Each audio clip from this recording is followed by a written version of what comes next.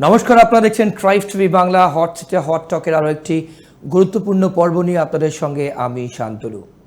প্রথমেই আজকের পর্ব শুরু করবার আগে এই যে বাঙালিয়ানা আবেগ, বাঙালি অস্মিতাকে নিয়ে মুখ্যমন্ত্রী যে আবেগ এই মুহূর্তে মিছিল করছেন মুখ্যমন্ত্রী তার জন্য, এবং তিনি বলছেন এই বাঙালি ভাষা আন্দোলন 2026 পর্যন্ত নাকি চলবে। অর্থাৎ বাঙালিরা আক্রান্ত হচ্ছেন ভিন রাজ্যে গিয়ে, বাংলা ভাষায় কথা বলা যাবে না। অথচ দেখুন কত স্টুডেন্ট, কত মানুষজন তারা বাংলার বাইরে গিয়ে চাকরি করছেন, পড়াশুনো করছেন, বড় বড় কলেজ, বড় বড় রেনাউন্ড ইউনিভার্সিটিতে কিন্তু পড়ছেন। কিন্তু পরিযায়ী শ্রমিকদের নিয়ে কিন্তু তিনি বলছেন যে বাংলায় কথা বলা যাবে না। দিল্লির এক্সাম্পল দিয়েছেন কালকে একটি ভিডিও, একটা বাচ্চার সেখানেও নাকি তাকে বাংলায় কথা বলার জন্য তাকে আটকে রাখা হয়েছিল।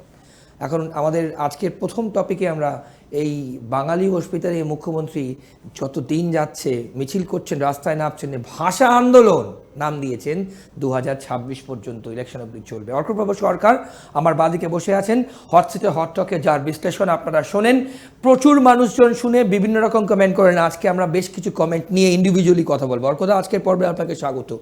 আমরা আগের পর্বে যা করেছি, বেশ কিছু মানুষজন কমেন্টে লিখছেন, আপনাকে প্রশ্ন করছেন যে আপনার যে আতঙ্কিত বলে আমরা যে আগের পর্ব করেছিলাম, ওনাকে বলছেন যে আতঙ্কিত তো বিজেপিও, তৃণমূল যেরকম আতঙ্কিত, বিজেপি তো আতঙ্কিত। কারণ যদি আতঙ্কিত না হতো তাহলে কি এত সংখ্যক ভোটার লিস্টে নাম নিয়ে যা চলছে এই মুহূর্তে দাঁড়িয়ে, অর্থাৎ এসআইআর পশ্চিমবঙ্গের জন্য লাফালাফি করতো? আপনাকে জিজ্ঞেস করেছে, বলুন। আতঙ্কিত বিজেপির তো কোনো কারণ নেই, বিজেপি তো ক্ষমতায় নেই, আর বিজেপির তো ক্ষমতা হারানোরও কোনো বিষয় নেই। বিজেপি চেষ্টা করছে ক্ষমতায় আসতে, বেশ। তৃণমূল ক্ষমতা হারানোর আশঙ্কা করছে। এই যে মুখ্যমন্ত্রী আজকে বোলপুরে পথে নেমেছেন, ভাষা আন্দোলনের ঐতিহাসিক তাৎপর্য জানি, মুখ্যমন্ত্রী জানেন, নিশ্চয়ই জানা অন্তত উচিত। তার সঙ্গে আজকের ঘটনার কোনো মিল নেই। প্রথম কথা, বাংলায় কথা বললে কেউ নিগ্রহে মুখোমুখি হচ্ছে না, কোথাও কোনো ভাষা সন্ত্রাস হচ্ছে না। বরঞ্চ এপাং ওপাং ঝপাংকে কি আপনি বাংলা ভাষা বলবেন? শুভনন্দনকে কি আপনি বাংলা ভাষা বলবেন? বিজন ভট্টাচার্যের নবান্ন খুব পরিচিত, খুব বিখ্যাত। নবান্ন নামটা ঠিক আছে, উপান্ন, শুভান্ন, শিল্পান্ন। উনি মনের মাধুরী দিয়ে বঙ্গেশ্বরী ভাবলেন যে একটা কিছু করবেন, আর সেটা বাংলা ভাষার ব্যাকরণ সেটাকে অনুমোদন দেয়। শব্দগুলো কার, যেগুলো আপনি এক্ষুনি বললেন, এগুলো ওনার মনের মাধুরী মিশিয়ে উনি করেন, বঙ্গেশ্বরী করেন। সুনীতিবাবু যদি বেঁচে থাকতেন বা নীরেনবাবু যদি বেঁচে থাকতেন, কিভাবে দেখতেন আমি জানি না। বাংলা ভাষার অসম্মান হয় এসব, এভাবে বাংলা ভাষায় শব্দ তৈরি করা যায় না। আমার মনের মাধুরী মিশিয়ে ছন্দ মিলিয়ে একটা বলে দিলাম, সেটা বাংলা ভাষা। বাংলা ভাষা গ্রহিষ্ণু, বিভিন্ন ভাষা থেকে বাংলা ভাষা সমৃদ্ধ হয়েছে। বাংলা ভাষায় ফার্সি, আরবি শব্দও আছে, মিশে গেছে, আমরা ব্যবহার করি সেগুলো। কিন্তু এগুলো তো সেরকম নয়। বেশ। একজনের মনে হলো, হীরক রানীর মনে হলো যে তিনি একটা নামকরণ করবেন, নামকরণ করে দিলেন, সেটা বাংলা। বেশ। লক্ষ লক্ষ ছেলে মেয়ে পশ্চিমবঙ্গের বাইরে সেটেল করেছে, পড়াশোনা করছে, কাজ করছে, প্রতিষ্ঠিত। তারা সেখানে দুর্গাপুজো, কালী পুজো করে, একজনও বাংলা ভাষায় কথা বলার জন্য হেনস্থার মুখে পড়ছে না। কাদেরকে নিশানা করা হয়েছে? যারা সন্দেহ বাংলায় কথা বলে কিন্তু ভারতের নাগরিক নয়, তাদেরকে নিশানা করা হচ্ছে। কারণ ভারত কোনো ধর্মশালা নয়।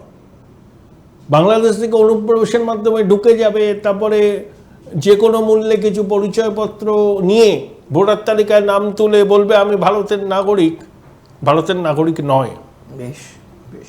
ভারতের নাগরিক যারা নয় তাদেরকে চিহ্নিত করতে হবে। তাহলে বাংলা ভাষায় কথা বললে কি এসে যায়? 18 কোটি বাংলাদেশের মানুষ বাংলা ভাষায় কথা বলে,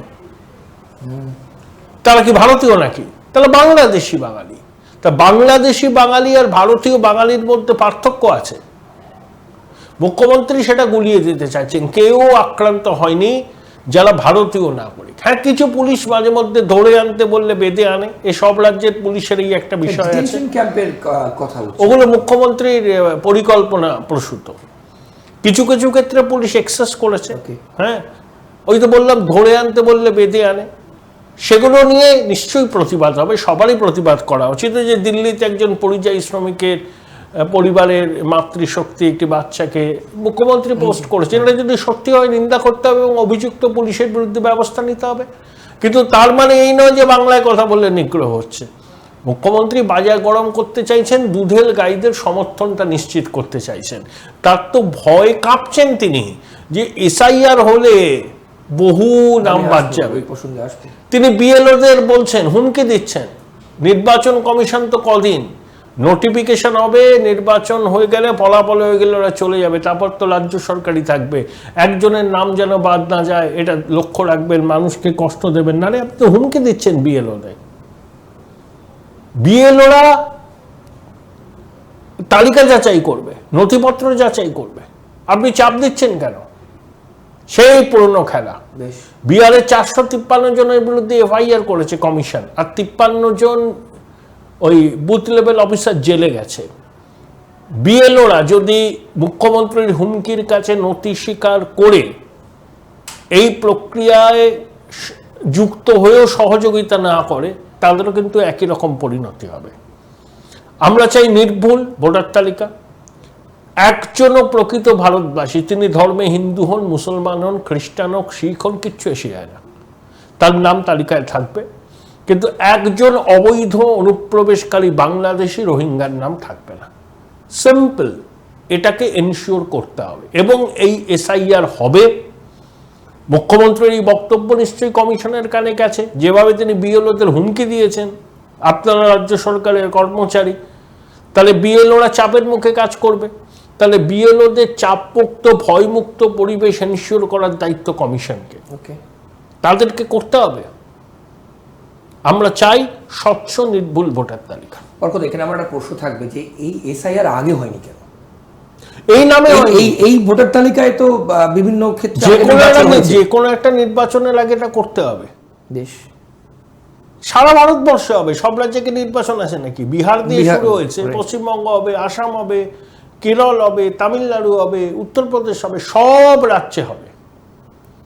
এবং তারপর একটা কেন্দ্রীয় সরকারেরও বলছে একটা অভিন্ন পরিচয়পত্র চালু হবে। এখন তো অনেক রকম পরিচয়পত্র, আধার, প্যান ইত্যাদি ইত্যাদি, এই সবগুলো মিলিয়ে একটা পরিচয়পত্র, যাতে মাল্টিপারপাস সার্ভ হয় একটা পরিচয়পত্রের মাধ্যমে, সেটাই নাগরিকত্বের প্রমাণ। পাসপোর্ট থাকবে, পাসপোর্ট হচ্ছে সব থেকে অথেন্টিক, তারপরে এরকম একটা পরিচয়পত্র। এই উদ্যোগ, এই এসআইআর করা, এবং সব যখন হয়ে যাবে তখন কেন্দ্রীয় সরকার এরকম একটা কার্ড চালু করবে, পরিচয়পত্র, সেটাকে নির্দিষ্ট করা। হটসিটে হটটকে আরো অনেক গুরুত্বপূর্ণ পয়েন্ট থাকছে, আরো অনেক গুরুত্বপূর্ণ আলোচনা থাকছে। সেটা বিরতির পর কোথাও যাবেন না, সঙ্গে থাকুন। বিরতির পর ফিরে এলাম। আপনারা এসেছেন হটসিটে হটটক। আমাদের সঙ্গে রয়েছেন রাজনৈতিক বিশ্লেষক এবং প্রবীণ সাংবাদিক অর্কপ্রভ সরকার। যে বাংলার ছেলে মেয়েদের জন্য একটা খুব খারাপ খবর আসছে কিংবা আসতে চলেছে, কি সেটা? ওই যে ভূমিপুত্রদের চাকরি সংরক্ষণের দাবি উঠেছে কর্ণাটকে। আচ্ছা, হ্যাঁ, কন্নড় শিখতেই হবে, জানতেই হবে, এসব তো করা যায় না। হ্যাঁ, এরকম ভূমিপুত্রদের জন্য চাকরি সংরক্ষণ যদি সব রাজ্য করতে থাকে তাহলে তো খুব মুশকিল। এগুলো হচ্ছে কর্ণাটকা আবেগকে খুঁচিয়ে তোলার জন্য আপাতত স্থগিত আছে, কিন্তু বাতিল হয়নি। তো এগুলো সবারই প্রতিবাদ করা উচিত।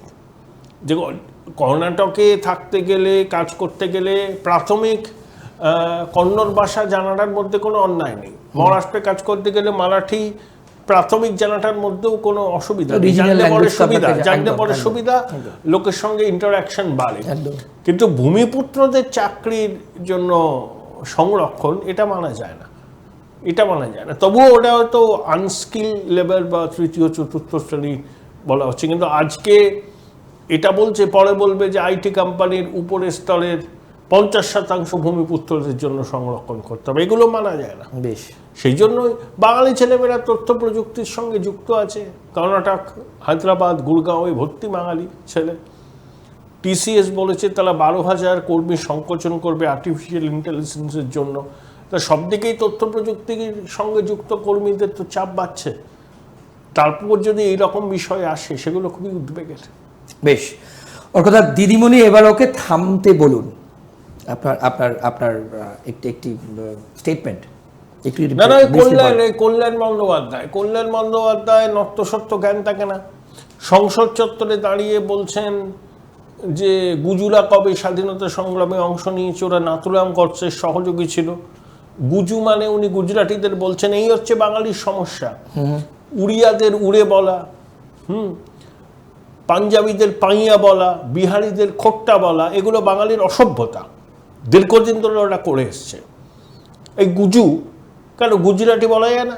ওরা কি দেশের বাইরে নাকি? কল্যাণ এবং এদের কালচারটাই কিন্তু এরকম। মিঠুন চক্রবর্তীকে তো জোকার বলেছে তৃণমূলের মুখপাত্র অর্পদা। জোকার কে, মিঠুন না উনি? বলছেন অ্যাজ অ্যান অ্যাক্টর আমি খুব সম্মান করি, কিন্তু রাজনৈতিক ব্যক্তিত্ব হিসেবে হি ইজ আ জোকার। আমি তো মিঠুনকে রাজনৈতিক ব্যক্তিত্ব বলি না, উনি বিজেপির একজন কর্মী, তাকে বিজেপি কাজে লাগাচ্ছে, উনি বিজেপি করছেন। আর যিনি জোকার বললেন তিনি সম্ভবত 3.5 বছর কারাগারের অন্তরালে ছিলেন, যদিও তিনি ভিকটিম অফ দ্য সার্কামস্ট্যান্সেস। তিনি ওই চিটফান্ড বা সারদার সব থেকে সুবিধাভোগী বলে যার নাম বলেছিলেন, পরে তার চরণেই আত্মসমর্পণ করেছেন। প্রেজেন্ট ভ্যানে তো বলেছিলেন, সে সবাই জানে, কিন্তু নিজের বক্তব্য কিন্তু প্রত্যাহার করেন। এই কিছুদিন আগে একটা চ্যানেলকে সাক্ষাৎকার দিয়ে সবজান্তা ভদ্রলোক বলেছিলেন যে 2021 সালের আগেই সরকার জানতো পার্থ চট্টোপাধ্যায় টাকা তুলছে। শিক্ষামন্ত্রী পদ থেকে সরানো হয়েছিল, কিন্তু অন্য মন্ত্রী হিসেবে রাখা হয়েছিল। আর একজনের কথা বলেছেন যিনি এখনো মন্ত্রিসভায় আছেন, যিনি টাকার বিনিময়ে চাকরি বিক্রি করেছেন। বেশ, তো কোনো ব্যবস্থা নিয়েছে ওনার দল? উনি তো বড় মুখ করে কথা বলেছিলেন। তাহলে উনি যা বলেন সরকার সেগুলোকে শোনেও না। উনি রিজাইন করেছিলেন ওনার প্রেজেন্ট তৃণমূলে আবার রিজাইনের কি আছে? ওসব মন কষাকষি, পিসি ভাইপো বা প্রাইভেট লিমিটেড কোম্পানি, ওটা দল নাকি? ওদের না আছে কোনো ইডিওলজি। তৃণমূলকে জিজ্ঞেস করবেন তো আপনাদের আর্থিক নীতি কি, আপনাদের বিদেশ নীতি কি, আপনাদের অভ্যন্তরীণ নিরাপত্তা নিয়ে আপনাদের নীতি কি? এই প্রশ্নের উত্তর দেবে বিজেপি ভাষা সন্ত্রাস করছে, বাঙালিদের উপর অত্যাচার করছে, ওরা দুষ্টু লোক, বাংলার ভালো চায় না, কিছু নেই তো। ওদের একটা এলোমেলো করে দেওয়া লুটে পুটে খাই।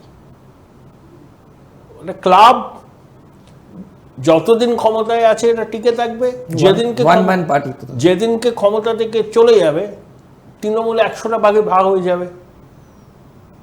এখনই গৃহযুদ্ধ চলছে, কিন্তু ক্ষমতায় আছে, পুলিশ আছে বলে সেই গৃহযুদ্ধটা হয়তো আমরা অতটা তার কদর্য রূপটা দেখতে পাচ্ছি না। বিয়াব্রু হয়ে যাচ্ছে তো, মারছে তৃণমূল, মরছে তৃণমূল। আগে বলেছিলেন একদম একদম। হ্যাঁ, ওদেরই সরকার, তৃণমূলকে চোর বলছে, তৃণমূলকে চোর বলছে। শান্তনু সেন, কাকলি সেনকে চোর বলছে অতীন ঘোষ। উত্তর কলকাতায় বিডন স্ট্রিটে শশী পাঁজার অনুগামীদের সঙ্গে আর একজনের গোষ্ঠী সংঘর্ষ। আমি সেদিনকে দেখলাম জগৎ মুখার্জি পার্কের কাছে একটা বড় ব্যানার পড়েছে, শ্যামপুকুরের গর্ব শশী পাঁজা। বেশ, হ্যাঁ, যেখানে ওই ব্যানারটা পড়েছে তার একটু এগোলেই হচ্ছে বলরাম মন্দির। যে বলরাম মন্দিরে রামকৃষ্ণ মঠ মিশনের যাত্রা শুরু হয়েছিল। ঠাকুর ওখানে রথের দিন আসতেন। উল্টো দিকে বোসপড়া লেনে বিবেকানন্দের বাড়ি, ওখানে রবীন্দ্রনাথ, বিবেকানন্দ, জগদীশচন্দ্র এসেছিলেন। মাঝখানে গিরিশ ঘোষের বাড়ি। শ্যামপুকুর কেন্দ্রের মধ্যেই স্বামীজির বসত ভিটে। সেই ঐতিহ্যশালী শ্যামপুকুর কেন্দ্র, যেখানে ঠাকুর শ্যামপুকুর বাটিতে ছিলেন কিছুদিন, সেখানকার গর্ব নাকি শশী পাঁজা। আর কিছু বলার থাকে, এরা কোথায় নামিয়েছে নিজেদের? কিচ্ছু বলা নেই। ওদের কথা যত কম বলবেন তত আপনি সুস্থ থাকবেন। কিন্তু অর্কদা, আমি বীরভূমে মুখ্যমন্ত্রী গেছেন এবং গতকাল 15 মিনিট প্রায় উনি পুরাতন ভৃত্যকে ভুলতে পারছেন না, সেই জন্য আবার তখন কেউ ছিল না, 1-to-1 মিটিং হয়েছে। মুড়ি চপ নিয়ে গেছিল 2003 থেকে কেষ্ট বীরভূমের জেলা সভাপতি। মাথায় অক্সিজেন কম যায়, এখন তো পুরো সাইড লাইন। কেষ্টকে উনি ফেলতে পারবেন না, একটু বকাঝকা করবেন, আবার কেষ্ট সমহিমায় ফিরবে। আমি জানি না আজকের ওই পদযাত্রায় কেষ্ট হাঁটছে কিনা, এবং কেষ্টও হাঁটছে, ওই আইসিও হাঁটছে, এটাও হতে পারে যে আইসিকে ফোনে কেষ্ট যে কথা বলেছিল, ওই আইসির বাড়ির মাতৃশক্তিকে অশ্রাব্য কুশ্রাব্য বলেছিল, তারপরে তো কোনো ব্যবস্থা নেওয়া হয়। মানে এই ছবিও দেখার বাকি বাকি ও নিরাপত্তার বহর থেকে একটা গাড়ি কমানো হয়েছে। একজন সাধারণ মানুষ যদি একজন সরকারি আধিকারিককে ফোন করে এই ধরনের কথা বলতেন, হুমকি দিতেন, তার বাড়ির মাতৃশক্তিকে অসম্মান করতেন, তিনি জেলে থাকতেন। তার জেলে থাকাই উচিত। বেশ। আর কেষ্টর ক্ষেত্রে কিচ্ছু হলো না, লোক দেখানো। এরা বলে আবার আইনের শাসন। লজ্জাও ইহাদের দেখিয়া লজ্জায় সরিয়া দাঁড়ায়। এরা এমন প্রজাতি। তাহলে হট সিটে হট টকে আপনারা প্রতিটি পর্বে যেরকম আলোচনা আপনারা শোনেন, যেরকম বিশ্লেষণ আপনারা শোনেন, আমরা আপনাদের সামনে তুলে ধরি। যে যে গুরুত্বপূর্ণ পয়েন্টসগুলো থাকে আপনাদের সামনে তুলে ধরার জন্য দরকার আমরা তুলে ধরি, এবং সেই পয়েন্টগুলোর বিস্তারিত আলোচনা বিশ্লেষণ আমরা আপনাদের সামনে তুলে ধরি। যেমন আজ নবান্ন অভিযান ডিএর জন্য কন্টেম্প্ট অফ সুপ্রিম কোর্ট হয়েছে, সেখানে আজ যৌথ মঞ্চ তারা কিন্তু রাস্তায় নেমেছেন, দুর্নীতির বিরুদ্ধে রাস্তায় নেমেছেন, তার সঙ্গে আরও যারা বঞ্চিত চাকরি প্রার্থী আছেন তারাও রাস্তায় নেমেছেন এবং নবান্ন অভিযান করেছেন। এবং তার সঙ্গে আমরা আরও ডিসকাস করলাম সেটা আইপ্যাকের রিপোর্ট। প্রতিটা পর্বেই আমরা বিশ্লেষণ করে আপনাদের জানাই আইপ্যাক 3 মাস অন্তর যে রিপোর্ট রিভিউ করে, অর্থাৎ কে কটা আসন পেতে পারে 2026-এ, কতটা চ্যালেঞ্জিং হতে পারে তৃণমূল কংগ্রেসের পক্ষে, সেরকমই কিন্তু আমরা আপনাদের সামনে প্রতিটা পর্বেই তুলে ধরবো যে এই মুহূর্তে দাঁড়িয়ে কি হতে পারে। এবং সব থেকে বড় কনসার্ন, যদি সত্যি এসআইআর এখানে বাংলায় শুরু হয় এবং কত লক্ষ ভোটার অনুপ্রবেশকারী, যেটা বিজেপি মেইন ন্যারেটিভ যেটা বলছে যে রোহিঙ্গা এবং যারা অবৈধ অনুপ্রবেশকারী আছেন তাদের যদি নাম বাদ যায়, তাহলে কতটা বড় চ্যালেঞ্জ হতে যাচ্ছে তৃণমূল কংগ্রেসের ক্ষেত্রে। কি রিপোর্ট দিচ্ছে আইপ্যাক? মুখ্যমন্ত্রী বীরভূমে বাঙালি অস্মিতা এই আবেগকে কাজে লাগে কিন্তু ভাষা আন্দোলন নিয়ে মিছিল করছেন। আবার একান্তে অনুব্রত মণ্ডলের সঙ্গেও কিন্তু তিনি প্রায় অ্যাপ্রক্সিমেট 15 মিনিট কথা বলেছেন, 1 to 1, আর কেউ ছিল না সেখানে। তাহলে যে অনুব্রত মণ্ডল পুলিশকে, আপনাদের মনে থাকবে, যে ভাষায় টেলিফোনে কথা বলেছিল সেটা অনএয়ার করার মতো নয় সেই ল্যাঙ্গুয়েজগুলো। তাহলে সেই ইনসিডেন্টের পর মুখ্যমন্ত্রীর সঙ্গে কিন্তু তার দেখা হয়নি, এমনকি 21 জুলাইও তাকে কিন্তু আশপাশে দেখা যায়নি।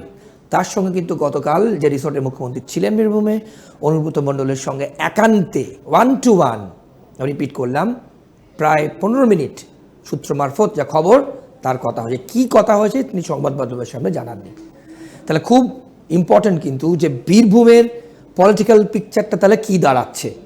সেখানে কাজল শেখ এবং অনুব্রত মণ্ডল আপনারা প্রত্যেকে জানেন যে তাদের মধ্যে সম্পর্ক কী, তাহলে তারপর কি মুভ, এই নিয়েও কিন্তু আমরা আজ কথা বললাম। শেষ কথা আপনারা বলবেন, আমজনতা বলবেন, মানুষজন বলবেন, কারণ গণতন্ত্রের শেষ কথা কিন্তু মানুষই বলে। আজকের পর্ব দেখবার জন্য অনেক ধন্যবাদ। আমাদের হট সিটে হট টক চলতে থাকবে, এরকমই গুরুত্বপূর্ণ পয়েন্ট নিয়ে আমরা আপনাদের সামনে আসবো। আর অন্যান্য সব খবরের জন্য আপনাদের চোখ থাকুক ট্রাইবস টিভি বাংলার পর্দায়। নমস্কার, ভালো থাকবেন।